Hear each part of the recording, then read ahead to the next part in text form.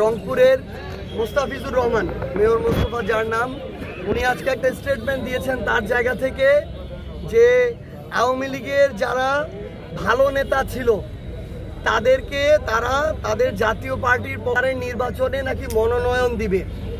তো আসলে সবচেয়ে বড় কথা কি, ওই যে চোরে চোরে মাসতুতো ভাই, তো চোর বাটপার যেগুলো এখন আওয়ামী লীগের ব্যানারে রাজনীতি করার এই বাংলাদেশের সুযোগ নাই, কারণ তারা হাজারের উপরে মানুষকে খুন করে তারা তাদের নিজেদের পতন ঘটিয়েছে, তাদের পতন হয়েছে।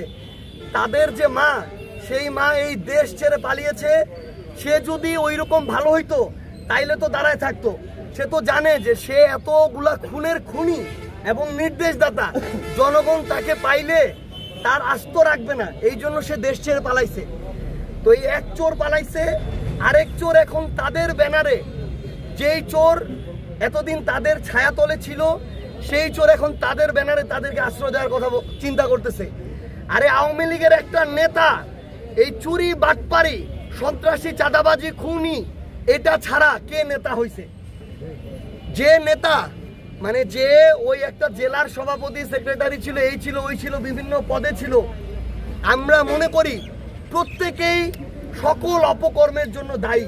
কারণ শেখ হাসিনা গণভবনে বসে নির্দেশ দিচ্ছে আর একাই সব করে ফেলছে, এটা তো না। এই কালপ্রিট গুলাই তো স্থানীয় পর্যায়ে এগুলোর বাস্তবায়ন করছে। এই প্রত্যেক কালপ্রিট তো এই স্থানীয় পর্যায় থেকে শেখ হাসিনাকে ধীরে ধীরে স্বৈরাচার করে তুলছে। আপনারা এতদিন দেখছেন যে আপনি খালি শেখ হাসিনার বিরুদ্ধে কিছু একটা বলেন, সবাই মিলে একসাথে ঝাঁপায় পড়ছে। শেখ হাসিনা এসে ঝাঁপায় পড়ছিল তখন এই স্থানীয় তার যত চালা চামচা তোষামতকারী তারা ঝাঁপায় পড়ছে।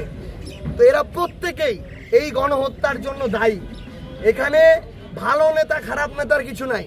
এই রিফাইন্ড আওয়ামী লীগের যে গল্প, এই আওয়ামী লীগের দোসর, আওয়ামী লীগের চামচা জাতীয় পার্টির কো চেয়ারম্যান দিতেছে, এই রিফাইন্ড আওয়ামী লীগের আইডিয়া হইতেছে ভারতের দেয়া আইডিয়া। এই আইডিয়া এই বাংলাদেশে বাস্তবায়ন হবে না, অভ্যুত্থান পরবর্তী বাংলাদেশে।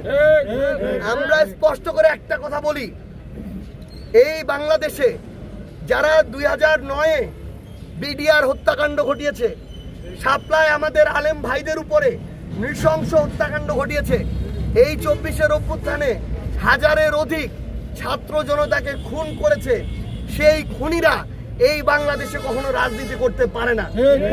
আমরা স্পষ্ট করে বলি, যেভাবে আওয়ামী লীগের রাজনৈতিক বা দলীয় সকল কার্যক্রম নিষিদ্ধ করা হয়েছে, আওয়ামী লীগের সবচেয়ে বড় দোসর আওয়ামী লীগের অবৈধ নির্বাচনের বৈধতা দেওয়ার চেষ্টা করা, এই জাতীয় পার্টির কার্যক্রম একইভাবে নিষিদ্ধ ঘোষণা করতে হবে এবং আইনগত প্রক্রিয়ায় স্থায়ীভাবে এই আওয়ামী লীগ এবং তার বি টিম জাতীয় পার্টিকে বাংলাদেশ থেকে চিরতরে এই রাজনীতির জায়গা থেকে নিষিদ্ধ ঘোষণা করতে হবে।